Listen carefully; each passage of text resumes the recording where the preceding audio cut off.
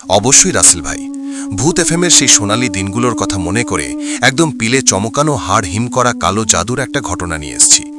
এই ঘটনাটা শুনলে ব্ল্যাক ম্যাজিক বা কুফরি কালাম সম্পর্কে আপনার ধারণা বদলে যাবে।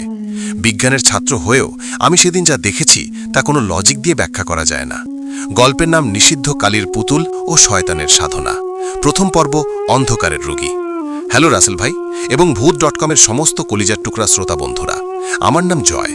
আমি পেশায় একজন ডাক্তার। ঢাকা মেডিকেল থেকে পাশ করে তখন ইন্টার্নশিপ শেষ করেছি মাত্র। আমার পোস্টিং হয় সাতক্ষীরার শ্যামনগর উপজেলার একদম শেষ মাথায়, সুন্দরবন সংলগ্ন একটা প্রত্যন্ত গ্রামে। গ্রামের নাম কালীনগর। নামটা শুনলেই কেমন যেন একটা গা ছমছমে ভাব আসে, তাই না? গ্রামটা মূল লোকালয় থেকে এতটাই বিচ্ছিন্ন যে সেখানে যেতে হলে ট্রলার ছাড়া উপায় নেই। বিদ্যুৎ তখনও সেভাবে পৌঁছায়নি, সোলার প্যানেলই ভরসা, আর মোবাইল নেটওয়ার্ক সে তো ডুমুরের ফুল। ঘটনাটা বর্ষাকালের, আষাঢ় মাস চলছে। আকাশ সারাদিন কালো হয়ে থাকে আর সুন্দরবনের দিক থেকে আসা বাতাসের নোনা জলের গন্ধ। আমি যে হেলথ কমপ্লেক্সে থাকতাম সেটা ব্রিটিশ আমলের এক নীলকুঠির ধ্বংসাবশেষের পাশে তৈরি। দোতলা ভবন, নিচতলায় ডিসপেন্সারি আর দোতলায় আমার থাকার ব্যবস্থা। আমার সাথে থাকতো হাসপাতালের কেয়ারটেকার, নাম তার ফজলু। মাঝবয়সী লোক, কিন্তু ভীষণ ভীতু। সেদিন ছিল অমাবস্যার রাত, বাইরে অঝোরে বৃষ্টি হচ্ছে, সাথে ঝোড়ো হাওয়া। জানলাগুলো খড়খড় করে নড়ছে। লোডশেডিং চলছে। জেনারেটরের তেল বাঁচানোর জন্য আমি হ্যারিকেন জ্বালিয়ে টেবিলে বসে একটা মেডিকেল জার্নাল পড়ছিলাম। ঘড়িতে রাত 1:15। হঠাৎ নিচ থেকে একটা বিকট চিৎকারের শব্দ পেলাম। মানুষের চিৎকার, কিন্তু গলার স্বরে এতই যন্ত্রণা যে মনে হলো কোনো পশুকে জবাই করা হচ্ছে। আমি চমকে উঠলাম। ফজলু দৌড়ে উপরে এলো, তার হাতে একটা লণ্ঠন। মুখটা ভয়ে সাদা হয়ে গেছে। সে কাঁপতে কাঁপতে বলল, স্যার নিচে নামেন, সর্বনাশ হয়েছে, ওপার থেকে রুগী আনছে। আমি স্টেথোস্কোপটা গলায় ঝুলাতে ঝুলাতে নিচে নামলাম। বারান্দায় গিয়ে দেখি 3-4 জন লোক ধরাধরি করে একটা 10 বছরের ছেলেকে মেঝের উপর শুইয়ে দিয়েছে। ছেলেটার অবস্থা দেখে আমার নিজেরই বুকটা ধক করে উঠল। ছেলেটার শরীর ধনুকের মতো বেঁকে আছে, চোখ দুটো উল্টে গেছে, শুধু সাদা অংশ দেখা যাচ্ছে, আর মুখ দিয়ে ফেনার মতো সাদা লালা বেরোচ্ছে। কিন্তু সবচেয়ে ভয়ঙ্কর হলো তার পেট। একটা 10 বছরের বাচ্চার পেট কোনোভাবেই এতটা ফোলানো হতে পারে না, যেন মনে হচ্ছে তার পেটের ভেতর বিশাল কোনো ফুটবল বা তরমুজ ঢুকিয়ে দেওয়া হয়েছে। আর সেই পেটের চামড়ার উপর দিয়ে স্পষ্ট দেখা যাচ্ছে ভেতরে কিছু একটা নড়াচড়া করছে, যেন জীবন্ত কিছু একটা বেরিয়ে আসার চেষ্টা করছে। আমি দ্রুত ছেলেটার কাছে গেলাম, পালস চেক করলাম। পালস রেট অস্বাভাবিক রকমের বেশি। সাথে থাকা লোকগুলোর মধ্যে একজন, সম্ভবত ছেলেটার বাবা, আমার পায়ে লুটিয়ে পড়ল। ডাক্তার সাহেব, আমার পোলারে বাঁচান, ওরা আমার পোলারে বান মারছে। আমি বিরক্ত হয়ে বললাম, আরে ভাই শান্ত হন, কি হয়েছে খুলে বলেন। বান মারা আবার কি? ওকে কিছু খেয়েছিল, বিষাক্ত কিছু? লোকটা কাঁদতে কাঁদতে বলল, না স্যার, ও সন্ধ্যের সময় নদীর ঘাটে খেলতা ছিল। ওই সময় জংলার দিক থেকে একটা কালো বিলাই এসে ওর পায়ের কাছে বসে। ও বিলাইটাকে লাথি দিছিল। এরপর থেকেই এই অবস্থা। গ্রামের কবিরাজ কইছে এর পেটে নাকি শয়তানি চালান দিছে। আমি এসব কুসংস্কার কানে নিলাম না। আমার মনে হলো এটা কোনো সিভিয়ার ইন্টেস্টিনাল অবস্ট্রাকশন বা বিষক্রিয়া। আমি ফজলুকে বললাম স্যালাইন আর ইঞ্জেকশন রেডি করতে। আমি ছেলেটার পেটে হাত দিলাম। পেটটা পাথরের মতো শক্ত। আমি স্টেথোস্কোপটা পেটের উপর রাখলাম। সাধারণত পেটের ভেতর বর্বরিগ্মি বা গ্যাসের শব্দ পাওয়া যায়, কিন্তু আমি যা শুনলাম তাতে আমার মেরুদণ্ডে দিয়ে একটা ঠান্ডা স্রোত নেমে গেল। স্টেথোস্কোপের ভেতর দিয়ে আমি কোনো অন্ত্রের শব্দ পাচ্ছি না, তার বদলে পাচ্ছি একটা অদ্ভুত খসখস শব্দ, যেন পেটের ভেতর শুকনো পাতার উপর দিয়ে কেউ হাঁটছে, আর মাঝে মাঝে খুব মিহি স্বরে কেউ যেন ফিসফিস করে কথা বলছে। আমি নিজের কানকে বিশ্বাস করতে পারলাম না। স্টেথোস্কোপটা খুলে আবার লাগালাম। এবার আরও স্পষ্ট। পেটের ভেতর থেকে আওয়াজ আসছে, মুক্তি দে, রক্ত দে। আমি ছিটকে সরে এলাম। এটা হ্যালুসিনেশন হতে পারে না। আমি ডাক্তার, আমি বিজ্ঞান বিশ্বাস করি, কিন্তু পেটের ভেতর থেকে মানুষের গলার আওয়াজ আসবে কি করে? হঠাৎ ছেলেটা বমি করা শুরু করলো। আমি ভাবলাম এখন খাবারের অংশ বের হবে, কিন্তু যা বের হলো তা দেখে উপস্থিত সবার সাথে আমারও জ্ঞান হারানোর উপক্রম হলো। ছেলেটা বমি করছে, কিন্তু কোনো তরল বা খাবার বেরোচ্ছে না। তার মুখ দিয়ে গড়গড় করে বেরিয়ে আসছে একদলা কালো রঙের চুল, মানুষের চুল, লম্বা জট পাকানো চুল। তার সাথে বেরোচ্ছে ছোট ছোট জং ধরা লোহার পেরেক। ফজলু ওরে বাপরে বলে চিৎকার দিয়ে পিছিয়ে গেল। ছেলেটার বাবা বিলাপ করে উঠল। আমি হতভম্ব হয়ে দাঁড়িয়ে আছি। মেডিকেলি এটা ইম্পসিবল। একটা মানুষের পাকস্থলিতে এত চুল আর পেরেক এলো কোত্থেকে? আর পেরেকগুলো বেরোচ্ছে, কিন্তু রক্ত নেই। পেরেকের গায়ে লেগে আছে কালচে রঙের একটা আঠালো পদার্থ, যার গন্ধ অনেকটা পচা মাংস আর কর্পূরের মতো। ছেলেটার শরীরটা হঠাৎ শান্ত হয়ে গেল। সে সোজা হয়ে শুয়ে পড়ল। তার ফোলা পেটটা ধীরে ধীরে নামতে শুরু করল। আমি ভাবলাম হয়তো বিপদ কেটে গেছে। আমি আবার তার কাছে গেলাম। খোকা, এখন কেমন লাগছে? ছেলেটা চোখ মেলল, কিন্তু সেই চোখ আর মানুষের চোখ নয়। চোখের মণি দুটো সম্পূর্ণ হলুদ আর তার মাঝখানে বিড়ালের মতো চেরা দাগ। সে আমার দিকে তাকিয়ে হাসল। সেই হাসিটা একটা 10 বছরের বাচ্চার হাসি নয়, সেটা একটা পৈশাচিক ক্রূর হাসি। সে আমার হাতটা খপ করে ধরে ফেলল। তার হাতের শক্তি এত বেশি যে মনে হলো আমার হাড় গুঁড়ো হয়ে যাবে। সে ফিসফিস করে বলল, ডাক্তার, পুতুলটা পাবি না, পুতুলটা শ্মশানে পোতা আছে। আমি হ্যাচকাটানে হাতটা ছাড়িয়ে নিলাম। আমার হাতে কালশিটে পড়ে গেছে। ছেলেটা আবার খিচুনি দিয়ে উঠল, আর তারপর সব শান্ত। তার ঘাড়টা একদিকে ঢলে পড়ল। আমি পালস চেক করলাম, নেই, ছেলেটা মারা গেছে। কিন্তু আতঙ্কের তখনও শুরু মাত্র। ছেলেটা মারা যাওয়ার পর তার বাবার কান্না আর বৃষ্টির শব্দ ছাপিয়ে হাসপাতালের বাইরে থেকে একটা অদ্ভুত বাদ্যযন্ত্রের শব্দ ভেসে আসতে লাগলো। ঢ্যাম, কুড়কুড়, ঢ্যাম, অনেকটা ঢাকের শব্দের মতো, কিন্তু খুব ধীর লয়। সাথে থাকা লোকগুলো ভয়ে একে অপরের দিকে তাকাতে লাগলো। একজন ফিসফিস করে বলল, কালী সাধক আইতাছে, হীরালাল তান্ত্রিক আইতাছে লাশ নিতে। আমি ধমক দিলাম, কিসের তান্ত্রিক? এটা পুলিশ কেস হবে। ময়নাতদন্ত ছাড়া লাশ দেওয়া যাবে না। এর পেটে কি ছিল আমাকে দেখতে হবে। কিন্তু ছেলেটার বাবা আমার হাত জোর করে বলল, স্যার, পায়ে পড়ি, লাশ আটকাইয়েন না। হীরালাল তান্ত্রিক জানলে আমাকে কাউরে বাঁচায় রাখবে না। ও লোক মানুষ না, ও জ্যান্ত শয়তান। তারা জোর করে লাশটা নিয়ে চলে গেল। আমি বাধা দিতে পারলাম না, কারণ আমার নিজেরই তখন হাত পা কাঁপছে। তারা চলে যাওয়ার পর আমি বারান্দায় দাঁড়িয়ে রইলাম। তারা অন্ধকারে ট্রলারে করে লাশ নিয়ে যাচ্ছে। কিন্তু যে জায়গায় ছেলেটা শুয়েছিল সেখানে মেঝের উপর কিছু একটা পড়ে থাকতে দেখলাম। লণ্ঠনটা নিয়ে কাছে গেলাম। জিনিসটা দেখে আমার শ্বাস বন্ধ হয়ে এলো। রক্ত আর বমির সাথে মেঝের উপর পড়ে আছে একটা ছোট্ট পুতুল। মাটির তৈরি নয়, আটা বা ময়দা দিয়ে তৈরি পুতুল। পুতুলটার হাত পা সব আছে, কিন্তু মাথাটা নেই। আর পুতুলটার পেটের মাঝখানটা চিরে ফেলা হয়েছে, ঠিক যেমনটা ছেলেটার পেট ফেটে যাচ্ছিল। আর সবচেয়ে ভয়ঙ্কর ব্যাপার হলো, পুতুলটার গায়ে জড়ানো কাপড়টা আমারই একটা পুরনো রুমাল, যেটা 2 দিন আগে আমার ঘর থেকে হারিয়ে গেছিল। আমার রুমাল এখানে এলো কি করে? আর এই পুতুলটা কি ছেলেটার বমির সাথে বের হয়েছে? হঠাৎ বিদ্যুৎ চমকালো। সেই আলোতে জানলার বাইরে তাকালেই দেখলাম হাসপাতালের সীমানা প্রাচীরের উপর একটা বিশাল কালো অবয়ব বসে আছে। মানুষের মতো দেখতে, কিন্তু উচ্চতায় অন্তত 7 ফুট। তার চোখ দুটো জলজল করছে। সে আমার দিকে তাকিয়ে আছে। আর ঠিক তখনই আমার ঘরের দরজায় টোকা পড়ল। ঠক ঠক ঠক। ফজলু তো নিচে আমার সাথেই ছিল, তবে দোতলায় আমার ঘরের দরজায় টোকা দিচ্ছে কে?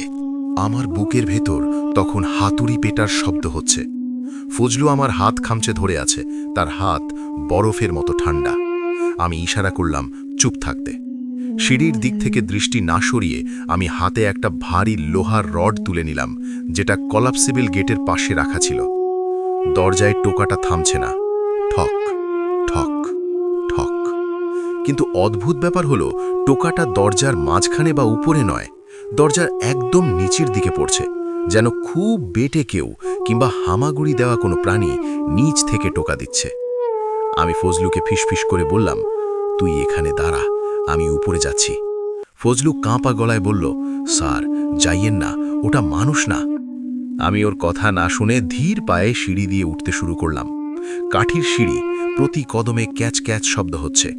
দোতলার ল্যান্ডিংয়ে পৌঁছলাম। করিডোর অন্ধকার, শুধু বিদ্যুতের চমকানো আলোয় মাঝে মাঝে দৃশ্যমান হচ্ছে। আমার রুমের দরজাটা বন্ধ, টোকাটা থেমে গেছে। আমি দরজার হাতল ধরলাম। এক ঝটকায় দরজাটা খুলে টর্চের আলো ফেললাম ভেতরে। কেউ নেই, ঘর সম্পূর্ণ খালি। কিন্তু জানলাটা খোলা, অথচ আমি নিশ্চিত মনে জানলা বন্ধ করে নিচে নেমেছিলাম। ঝোড়ো বাতাস আর বৃষ্টির ছাঁট ভেতরে ঢুকছে। টেবিলের উপর আমার বই খাতা সব এলোমেলো হয়ে পড়ে আছে। আমি জানলা বন্ধ করতে গেলাম। মেঝের দিকে তাকিয়ে আমার গা শিউরে উঠল। জানলার গ্রিল থেকে শুরু করে আমার বিছানা পর্যন্ত কাদা মাখা পায়ের ছাপ, কিন্তু ছাপগুলো কোনো মানুষের পায়ের নয়। ছাপগুলো খুব ছোট, অনেকটা বাচ্চার পায়ের মতো, কিন্তু তাতে আঙুল মাত্র 3টে। আর সেই কাদার সাথে মিশে আছে সেই একই কালচে আঠালো পদার্থ যা আমি মৃত ছেলেটার বমিতে দেখেছিলাম। হঠাৎ আমার দৃষ্টি গেল ড্রেসিং টেবিলের আয়নার দিকে। সেখানে লাল রঙের কিছু একটা দিয়ে লেখা। কাছে গিয়ে দেখলাম ওটা লিপস্টিক বা রং নয়, তাজা রক্ত দিয়ে লেখা, ঋণ শোধ করো, 101 নম্বর বলি তুই। আমার মাথা ঘুরতে শুরু করলো। 101 নম্বর বলি মানে কি? ঠিক তখন নিচে ফজলুর এক গগন বিদারী চিৎকার শোনা গেল, বাঁচান স্যার, বাঁচান! আমি দৌড়ে নিচে নামলাম। দেখি ফজলু বারান্দার এক কোনায় গুটিসুটি মেরে বসে আছে, আর সেই মুন্ডুহীন পুতুলটা যেটা আমি নিচে ফেলে রেখেছিলাম সেটা এখন ফজলুর কোলের ওপর। আমি ধমক দিয়ে বললাম, তুই পুতুলটা কোলে নিয়ে বসে আছিস কেন? ফেলে দে! ফজলু কাঁদতে কাঁদতে বলল, আমি নেই নাই স্যার, আমি তো আপনার দিকে তাকায়াছিলাম, হঠাৎ দেখি এইটা আমার কোলে আইসা পড়ল। আর স্যার, এই পুতুলটা গরম, জ্যান্ত মানুষের মতো গরম। আমি ভয়ে ভয়ে পুতুলটা ধরলাম। ফজলু ঠিকই বলেছে, ময়দার তৈরি পুতুলটা ধকধক করছে, যেন ওটার ভেতরে হৃৎপিণ্ড চলছে। আর ওটা ধরার সাথে সাথেই আমার ডান হাতের তালুতে একটা তীব্র জ্বালা পোড়া শুরু হলো। মনে হলো কেউ জ্বলন্ত কয়লা চেপে ধরেছে। আমি যন্ত্রণায় পুতুলটা হাত থেকে ফেলে দিলাম। হাত উল্টে দেখি আমার তালুতে একটা কালো পোড়া দাগ বসে গেছে। দাগটা দেখতে হুবহু একটা মানুষের কঙ্কালের মুখের মতো। ফজলু আমার হাতের দিকে তাকিয়ে চিৎকার করে উঠল, সর্বনাশ, হীরালাল তান্ত্রিক আপনারে মার্ক করছে স্যার। এই কালীনগরে হীরালাল যারে মার্ক করে তারে জমেও ছাড়ে না। আমি ফজলুর কাঁধ ধরে ঝাঁকিয়ে বললাম, কে এই হীরালাল? সব খুলে বল আমাকে, না হলে আজ রাতে আমরা কেউ বাঁচব না। বাইরে ঝড় তখন প্রলয়ঙ্করী রূপ নিয়েছে। ফজলু যা বলল তা শুনে আমার পায়ের নিচের মাটি সরে গেল। স্যার, হীরালাল তান্ত্রিক এই এলাকার ত্রাস। সুন্দরবনের গভীরে কালী শ্মশান নামে একটা জায়গা আছে, যেখানে সাধারণ মানুষ যায় না। হীরালাল সেখানে থাকে। লোকে বলে ও নাকি জিন সাধনা করে, ও কালো জাদু দিয়ে মানুষ মারে। ওর নাকি অমরত্ব পাওয়ার জন্য 101টা তাজা প্রাণের দরকার। আজকে যেই ছেলেটা মারা গেল ও ছিল 100 নম্বর, আর আপনি ওর কাজে বাধা দিছেন, তাই আপনি 101 নম্বর। আমি বললাম, কিন্তু আমার রুমাল ওর কাছে গেল কি করে? ফজলু বলল, ওরা বাতাস দিয়ে জিনিস চুরি করে স্যার। আপনার রুমাল দিয়ে এই পুতুল বানাইছে, মানে আপনার শরীরের লগে ওর কানেকশন তৈরি হয়েছে। এখন আপনি যেখানেই যান ও আপনারে খুঁজে পাইব। আমি বললাম, পালানোর উপায় কি? চল এখনই ট্রলার নিয়ে শহরে যাই। ফজলু করুণ চোখে তাকালো। নদীতে তুফান স্যার, আর হীরালাল যার পিছে লাগে সে গ্রামের সীমানা পার হইতে পারে না, গেলেই রক্তবমি হয়ে মরে। হঠাৎ আমার পেটের ভেতর সেই তীব্র ব্যথাটা শুরু হলো, সেই একই ব্যথা যা ওই বাচ্চা ছেলেটার হচ্ছিল। মনে হলো আমার নাড়ি ভুঁড়ি কেউ ভেতর থেকে টেনে ছিলে ফেলছে। আমি ব্যথায় কুঁকড়ে মেঝেতে বসে পড়লাম। আমার পেটের চামড়া উপর নিচ করতে শুরু করলো। আমার কানে একটা ফিসফিস শব্দ ভেসে এলো। এবার আর পুতুল থেকে নয়, শব্দটা আসছে সরাসরি আমার মাথার ভেতর থেকে। চলে আয়, শ্মশানে চলে আয়, তোর রক্ত দিয়ে আমার শেষ পূজা হবে। আমি বুঝতে পারলাম আমি হিপনোটাইজড হয়ে যাচ্ছি। আমার নিজের ইচ্ছা শক্তি কাজ করছে না। একটা অদৃশ্য সুতো যেন আমাকে টানছে ওই অন্ধকারের দিকে, সুন্দরবনের গভীরের সেই শ্মশানের দিকে। ব্যথায় কাতরাতে কাতরাতে আমি উঠে দাঁড়ালাম। ফজলু আমাকে জাপটে ধরল। স্যার, কই যান? যাইয়েন না। আমি ফজলুকে এক ধাক্কায় সরিয়ে দিলাম। আমার গলায় তখন আমার নিজের স্বর নেই। আমি ভারী যান্ত্রিক গলায় বললাম, আমাকে যেতেই হবে, ডাক এসেছে। আমি রেনকোটটা গায়ে জড়িয়ে নিলাম, সাথে নিলাম সেই অভিশপ্ত পুতুলটা। কেন নিলাম জানি না, মনে হলো ওটাই আমার চাবি। পকেট থেকে একটা সার্জিক্যাল নাইফ, স্ক্যালপেল নিলাম। ডাক্তার হিসেবে ওটাই আমার একমাত্র অস্ত্র। হাসপাতাল থেকে বেরিয়ে আমি ঝড়ের মধ্যে হাঁটতে শুরু করলাম। গন্তব্য আমি চিনি না, কিন্তু আমার পা দুটো যেন রাস্তা চেনে। গ্রাম পেরিয়ে, ধানের ক্ষেত পেরিয়ে আমি এগিয়ে চললাম জঙ্গলের দিকে। বৃষ্টিতে আমার শরীর ভিজে একাকার, কিন্তু আমার কোনো ঠান্ডা লাগছে না। আমার শরীরে আগুন জ্বলছে। প্রায় 1 ঘন্টা হাঁটার পর আমি একটা খালের পাড়ে এসে দাঁড়ালাম। খালের ওপারেই ঘন জঙ্গল, আর সেই জঙ্গল থেকে একটা লালচে আলো দেখা যাচ্ছে। সাথে ভেসে আসছে সেই ঢাকের শব্দ, ঢ্যাম, কুরকুর, ঢ্যাম। হঠাৎ খেয়াল করলাম খালের ওপর কোনো শাঁকও নেই, কিন্তু পানির ওপর দিয়ে কেউ হেঁটে আসছে। কুয়াশা আর বৃষ্টির মধ্যে অবয়বটা স্পষ্ট হলো। একটা কঙ্কালসার মানুষ, পরনে লাল কাপড়, গলায় হাড়ের মালা, হাতে একটা মরা মানুষের খুলি যার মধ্যে আগুন জ্বলছে। তার চোখ দুটো আগুনের মতো লাল। সে খালের মাঝখানে পানির উপর দাঁড়িয়ে আমার দিকে হাত বাড়ালো। তার নখগুলো বড় বড়, পাখির ঠোঁটের মতো বাঁকানো। সে বিকট স্বরে হেসে উঠল। বাতাসের গর্জনের চেয়েও সেই হাসি ভয়ঙ্কর। স্বাগতম ডাক্তারবাবু, আমার শেষ অতিথি, এসো, জল পার হয়ে এসো। আমি মন্ত্রমুগ্ধের মতো 1 পা বাড়ালাম পানির দিকে। আমার মনে হলো পানিতে ডুবব না, আমিও হাঁটতে পারবো। কিন্তু ঠিক সেই মুহূর্তে পকেটে থাকা সার্জিক্যাল নাইফটা আমার উরুতে একটু খোঁচা দিল। সেই সামান্য ব্যথাটুকু আমার সম্বিত ফিরিয়ে দিল। আমি থমকে দাঁড়ালাম। আমি পানিতে নামব না। আমি যদি মরিও, লড়াই করে মরব। আমি চিৎকার করে বললাম, হীরালাল, তোর খেলা শেষ করতে এসেছি আমি। হীরালাল তান্ত্রিকের মুখটা রাগে বিকৃত হয়ে গেল। সে খুলিটা আকাশের দিকে তুলল, সাথে সাথে আকাশ চিরে একটা বাজ পড়ল ঠিক আমার সামনে, আর সেই আলোর ঝলকানিতে দেখালো খালের পানিতে হাজার হাজার সাপ কিলবিল করছে। ওগুলো সাধারণ সাপ নয়, ওগুলোর মাথা মানুষের মতো। হীরালাল গর্জন করে বলল, তবে রে, তুই আমার সাধনা নষ্ট করবি? আমার পোষা জিনরা আজ তোর মাংস ছিঁড়ে খাবে। জঙ্গলের ভেতর থেকে কালো ধোঁয়ার মতো কতগুলো ছায়া বেরিয়ে আসতে শুরু করলো। ওগুলো দ্রুত গতিতে খালের পানির উপর দিয়ে আমার দিকে ধেয়ে আসছে। আমার পালানোর পথ নেই, পেছনে অথই কাদা, সামনে পিশাচের দল। আমি হাতের স্ক্যালপেলটা শক্ত করে ধরলাম, আর অন্য হাতে পকেট থেকে বের করলাম সেই লাইটারটা, যেটা আমি ধূমপান করার জন্য রাখি। আর আমার হাতে সেই আটার পুতুল। একটা অদ্ভুত বুদ্ধি খেলে গেল আমার মাথায়। পুতুলটা আমার সাথে কানেক্টেড, মানে পুতুলের ক্ষতি হলে আমার ক্ষতি হবে। কিন্তু হীরালাল তো পুতুলটা দিয়েই আমাকে কন্ট্রোল করছে, তার মানে পুতুলের সাথে হীরালালেরও কোনো কানেকশন আছে। আমি লাইটারটা জ্বালালাম। হীরালাল সেটা দেখে আঁতকে উঠল। না, ওটা করিস না মূর্খ। তার ভয় দেখে আমি বুঝলাম আমি ঠিক জায়গাতেই হাত দিয়েছি। আমি পুতুলটার গায়ে আগুন ধরিয়ে দিলাম না, বরং স্ক্যালপেল দিয়ে পুতুলটার ঠিক সেই জায়গায় আঘাত করলাম যেখানে মানুষের হৃৎপিণ্ড থাকে। সাথে সাথে হীরালাল একটা অমানবিক চিৎকার দিয়ে বুকে হাত দিয়ে পানিতে পড়ে গেল, আর আমার বুকের ভেতরও মনে হলো কেউ ছুরি চালিয়ে দিয়েছে। আমি যন্ত্রণায় মাটিতে লুটিয়ে পড়লাম। চোখ ঝাপসা হয়ে আসছে, কিন্তু দেখলাম সেই ছায়া মূর্তিগুলো থমকে গেছে। হীরালাল পানিতে ছটফট করছে, কিন্তু খেলা এখনো শেষ হয়নি, কারণ পুতুলটা আমার হাতে আর আমি জ্ঞান হারাচ্ছি। সেই মুহূর্তে আমার পিঠের ওপর বরফের মতো ঠান্ডা হাত আর কাঁধের ওপর টপ টপ করে পড়া গরম রক্তের ফোঁটা। আমি বুঝতে পারছিলাম আমার আয়ু আর মাত্র কয়েক সেকেন্ড। লাল বেনারসি পরা সেই মুন্ডুহীন নারীমূর্তি আমার ঘাড় মোটকে দেওয়ার জন্য হাত বাড়িয়েছে। ভয়ে আমার গলা দিয়ে কোনো শব্দ বেরোচ্ছিল না, শরীর প্যারালাইজড হয়ে গিয়েছিল। ঠিক সেই মুহূর্তে আমার দাদির কথা মনে পড়ে গেল। দাদি বলতেন, বিপদ যত বড়ই হোক, সৃষ্টিকর্তার নাম নিলে শয়তান বেশিক্ষণ টিকতে পারে না। আমি প্রাণপণে চোখ বন্ধ করে মনে মনে আয়াতুল কুরসি পড়া শুরু করলাম। আমার শরীর কাঁপছিল, কিন্তু মনের জোরটুকু সম্বল করে আমি বিড়বিড় করে সূরাটা আউড়ে যাচ্ছিলাম। হঠাৎ বিকট একটা আর্তনাদ ভেসে এলো, যেন হাজারটা শেয়াল একসাথে কেঁদে উঠল। চুপ কর, থাম! সেই মুন্ডুহীন শরীরটা ছিটকে পেছনে সরে গেল। আয়নাটা ঝনঝন শব্দে ভেঙে চুরমার হয়ে গেল। এই সুযোগ আমি আর এক মুহূর্ত দেরি না করে জানলার দিকে দৌড় দিলাম। জানলার গ্রিল ছিল না, পুরনো আমলের খড়খড়ি। আমি শরীরের সমস্ত শক্তি দিয়ে ধাক্কা মারতেই সেটা ভেঙে খুলে গেল। আমি দোতলা থেকে নিচে অন্ধকারের মধ্যে ঝাঁপ দিলাম। কাঁটা ঝোপের উপর পড়লাম। হাত পা ছড়ে গেল, কিন্তু ব্যথার দিকে খেয়াল করার সময় নেই। উঠে দাঁড়ালাম, কিন্তু এ আমি কোথায়? এটা তো সেই সামনের বাগান নয়, আমি বাড়ির পেছনের অংশে এসে পড়েছি। চারদিকে সারি সারি কবর, পুরনো শ্যাওলা ধরা কবরস্থান।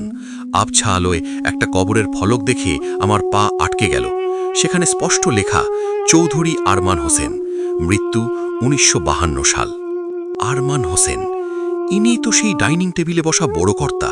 আর তার পাশেই আরেকটা ছোট কবর, যার ফলকে লেখা, বিনোদিনী, অপঘাতে মৃত্যু। ওই লাল শাড়ি পরা মেয়েটা। হঠাৎ মাটির নিচ থেকে ধপধপ শব্দ হতে শুরু করলো। মনে হলো কবরগুলো ফেটে কিছু একটা বেরিয়ে আসছে। আমি পালানোর জন্য দৌড় শুরু করলাম, কিন্তু যেদিকেই যাই দেখি সামনে সেই রিক্সাওয়ালার কদাকার মুখ। সে এবার আর রিক্সায় নেই, সে হাওয়ায় ভাসছে। তার গলার কাটা দাগটা এখন আরও বড় হয়েছে, সেখান থেকে ফিনকি দিয়ে কালো রক্ত বেরোচ্ছে। সে হিস হিস করে বলল, রক্তের ঋণ শোধ না করে যাওয়া যাবে না ছোটকর্তা। তোমার দাদাজান আমাদের বীজ দিয়ে মেরে জমি দখল করেছিল, আজ তার নাতির রক্ত দিয়ে এই মাটির তৃষ্ণা মেটাবো। আমি চিৎকার করে বললাম, আমি তো কিছু করিনি, আমার দাদারা অন্যায় করেছে, তার শাস্তি আমাকে কেন দিচ্ছেন? সেই কঙ্কালসার বড়কর্তা হঠাৎ আমার সামনে উদয় হলেন। তার পচা গলা দিয়ে স্বর বের হলো, বংশধরের পাপ বংশধরকেই টানতে হয়। আজ অমাবস্যা, আজই শেষ সুযোগ। তারা সবাই আমাকে ঘিরে ধরল। রিক্সাওয়ালা, বড়কর্তা, সেই মুন্ডুহীন নারী, সবার হাত আমার দিকে এগিয়ে আসছে। আমার দম বন্ধ হয়ে আসছে, নাকে সেই পচা মাংসের গন্ধ। আমি মাটিতে বসে পড়লাম, জীবনের আশা ছেড়ে দিয়েছি। চোখ বন্ধ করে শুধু আল্লাহকে ডাকছি। ঠিক তখনই মসজিদের মিনার থেকে ভেসে এলো ভোরের আজানের সুমধুর ধ্বনি, আল্লাহু আকবার, আল্লাহু আকবার। আওয়াজটা কানে আসতেই চারপাশের বাতাস কেঁপে উঠল। সেই ছায়ামূর্তিগুলো যন্ত্রণায় ছটফট করতে শুরু করল। বড়কর্তা আর্তনাদ করে বললেন, না, সময় শেষ, ছেড়ে দে, ছেড়ে দে ওকে। দেখতে দেখতে চোখের সামনে সেই বিভীষিকাময় অবয়বগুলো কালো ধোঁয়ায় মিলিয়ে যেতে লাগল। চৌধুরী ভিলার সেই জরাজীর্ণ দেওয়ালগুলো যেন কুয়াশায় অস্পষ্ট হয়ে গেল। আমি জ্ঞান হারালাম। যখন জ্ঞান ফিরল তখন দেখি আমি এক বিশাল ধ্বংসস্তূপের ওপর পড়ে আছি। রোদ উঠেছে, কয়েকজন গ্রামবাসী আমাকে ঘিরে দাঁড়িয়ে আছে। আমার মাথায় পানি ঢালছে একজন। আমাকে চোখ মেলতে দেখে একজন বয়স্ক লোক বললেন, বাবা, তুমি এই পোড়া বাড়িতে কি করতেছিলা? জানো না এটা অভিশপ্ত জায়গা? আমি কাঁপা কাঁপা গলায় বললাম, এটা কি চৌধুরী ভিলা? লোকটা অবাক হয়ে বলল, চৌধুরী ভিলা তো সেই কবে জ্বলে পুড়ে ছাড়খাড় হয়ে গেছে। 50-এর দশকে সম্পত্তির লোভে ছোট ভাই বড় ভাইকে বিষ খাইয়েছিল, তারপর কাজের লোকদের মাইরা কাইটা লাশ গুম করেছিল। সেই পাপে এই বাড়িতে আগুন লাগে, কেউ বাঁচে নাই। সবাই বলে অমাবস্যার রাতে নাকি এখনো বড় কর্তা আর তার বউ বিচার চায়। আমি শিউরে উঠলাম। আমার দাদাবাড়ি এখান থেকে আরও 5 মাইল দূরে। আর আমার দাদু, তিনি যে এই গ্রামের জমিদার বংশের ছোট ছেলে ছিলেন সেটা আমি জানতাম, কিন্তু তিনি যে এত বড় পাপ করেছেন তা কেউ আমাদের বলেনি। আমি পকেটে হাত দিলাম। মোবাইলটা আছে কিন্তু মানিব্যাগটা নেই। আর আমার কাঁধে শার্টের ওপর সেই রক্তের দাগটা নেই, কিন্তু চামড়ার ওপর 3টে পোড়া আঙুলের ছাপ এখনও দগদগে হয়ে আছে। ডাক্তাররা বলেছেন এটা কোনো কেমিক্যাল বার্ন, কিন্তু আমি জানি এটা সেই মুন্ডুহীন মেয়েটির হাতের স্পর্শ। রাসেল ভাই, আমি আর গ্রামে যাইনি, সোজা ঢাকায় চলে এসেছি। সেই পোড়া দাগটা আমাকে আজও মনে করিয়ে দেয় পাপ কখনো চাপা থাকে না। আর কিছু কিছু রাস্তায় রাতে একা যেতে নেই, বিশেষ করে যদি কোনো অচেনা রিকশাওয়ালা আপনাকে বলে, ভাড়া লাগবো না মামা।